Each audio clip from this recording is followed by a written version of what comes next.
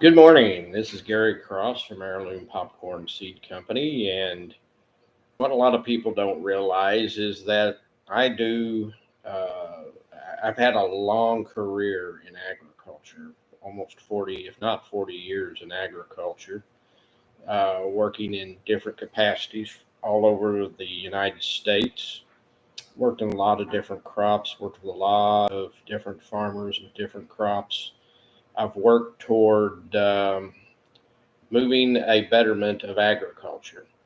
I'm currently writing a book called The Farmer and the Seedsman. It talks a little bit about uh, the farmers and the history of farming, and then it talks a little bit about um, my trials and tribulations in the seed industry, starting from square one. A lot of people don't realize that many of us started without cell phones, without biotechnology seeds such as a Roundup Ready or insect resistant type crops. So we know the world pre biotech in relation to what we're doing. And in the book that I'm writing, uh, I describe that world, that history, and how it was a good history, how we worked hard to get performing varieties, how we didn't switch varieties every year or every 2 years. We worked and worked with good varieties and kept them for more than a couple of years. And farmers did well; they were profitable, and totally different philosophy and marketing in the seed industry today than what it was back then. But I want in that book, which I'm not finished, which may be another month or two before I do finish it, is to show uh, how we've kind of rised from, open pollinated seed to where we are today to some extent in the industry. And a lot of people don't realize that we've um, basically consolidated the seed industry. And, it just in the United States, we probably have two, three companies, maybe four companies that own easily 90% of the row crop seed planting, vegetable seed planting in the United States, and that may be true for the world. You can look at how we're losing varieties, how we're losing plants. Mainly because of probably development or not preserving them. I will give credit to USDA here in this country. We've done a pretty good job of saving varieties and letting people look at those and look at the history. That's how you get access to older things that you want to look at. A lot of seed breeders, of course, use those seed banks to breed high quality seeds. Um, they used older varieties, put them together, and created a row crop, let's say, for soybeans, or creating hybrids using good parents, male and female, to create high quality hybrids, moving up through the 50s and the 60s and the 70s. I didn't come on the scene until the 80s, and we were doing a lot of public soybean varieties. That's varieties that were done by the universities. Different universities had different programs. Some had wheat, some had soybeans, some had other types of seeds, grain sorghums, grasses, many other types of crops. And today there's very little of that, and primarily private sector. Which, is that good or bad? I don't know. You have to ask the farmer and their generations in that capacities. I don't like the aspect that the majority of the seed companies now are down to four or five large companies. That's a lot of control of the food processing chain. And I was hoping maybe the universities would pick up again and do that, but they've decided really not to do that in some crops. They're still doing it in some crops, but as crops got patented, as crops got you know, basically owned by seed companies. That all changed. Before we had patenting of biotechnology techniques and those types of issues. We had a pretty open farmer could reproduce his own seed. You can't do that now, especially if it has any type of biotech trait or insect trait or anything like that, because they're all patent protected by the United States government, or they're plant variety protected by the United States government. So you have, uh, an issue where a farmer has to buy seed. That's a pretty good marketing issue for seed companies, and it also preserves.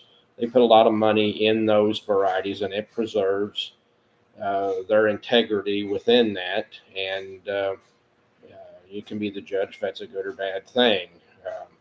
When I was in the seed industry many years ago, you could buy a bag of seed corn for 50, $60 at the most, maybe 75, 80 for really new and good hybrids. Today it's three, four, five, $600.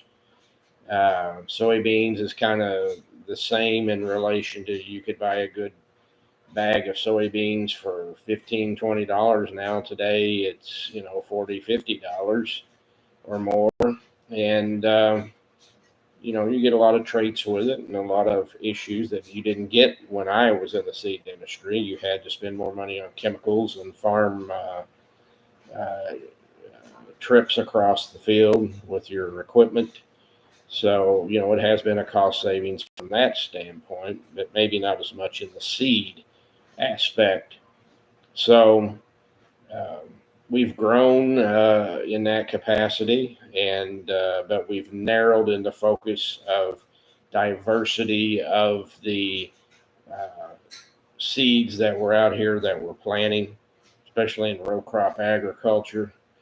And to me, we need to, there are some universities that are working on specific traits, whether it be drought, whether it be some sort of iron chlorosis or some sort of problematic issue. They'll work on that type of an issue within their system. And there's some, again, like I said, still doing varieties, still doing the best they can uh, within what they're doing.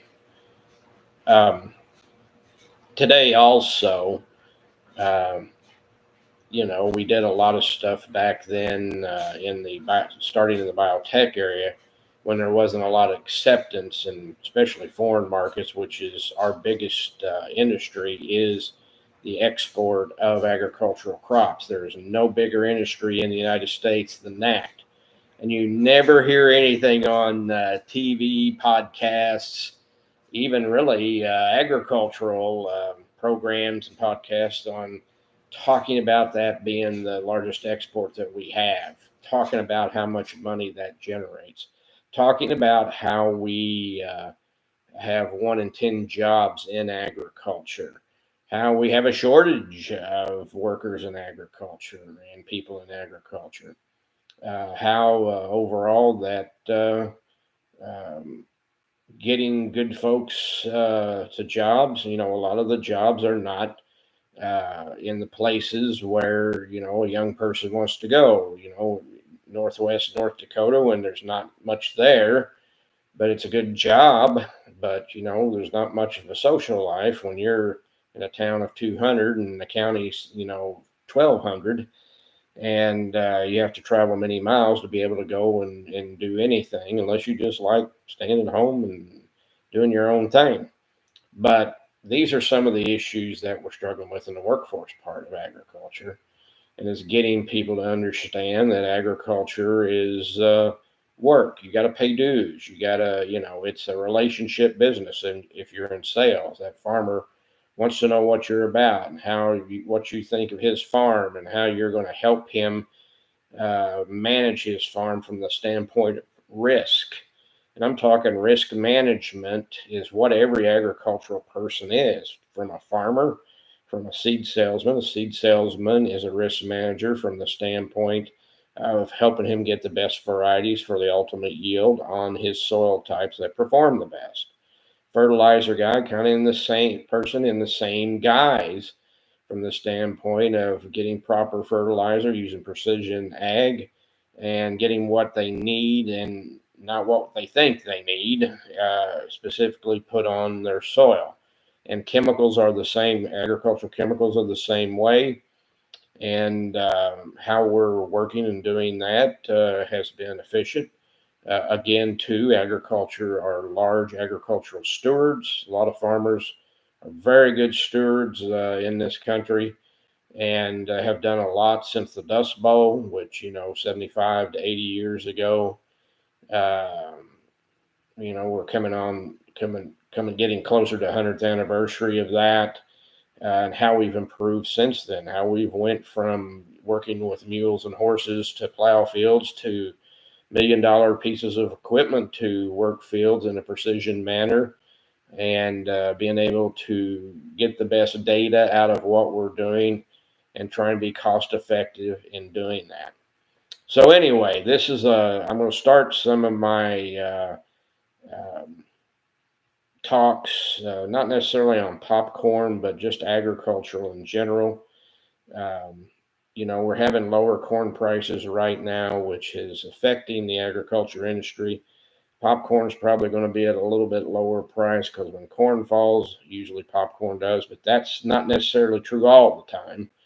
But in most cases, it has been, and popcorn's a really small part of the corn part of the industry. So, it kind of sets its own ways and notions of how it wants to set pricing and so on.